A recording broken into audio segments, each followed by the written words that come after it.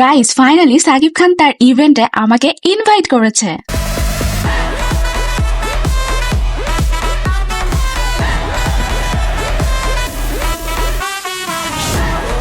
ওকে দেন, সাকিব খানকে লাইফের first time live performance করতে দেখলাম, সাথে ছিল অনেক অনেক পরিচিত মুখ, আর এটা ছিল যেন সেলিব্রিটিদের একটা মিলন মেলা। বাট এমরাইজ হিরোজ গালা নাইট ইভেন্টে দেখা গেল 6 জন লোকাল হিরোদের সাথে, যারা আমাদের গর্ব। তারা কোনো লাইট ক্যামেরা ছাড়াই রিয়েল লাইফের হিরো কাজ করছেন, রোবোটিক্স হাত নিয়ে, অসহায় বাবা মাদের নিয়ে কাজ করছেন তারা, যারা অবহেলিত কাজ করছেন 1 টাকার পড়াশোনা নিয়ে।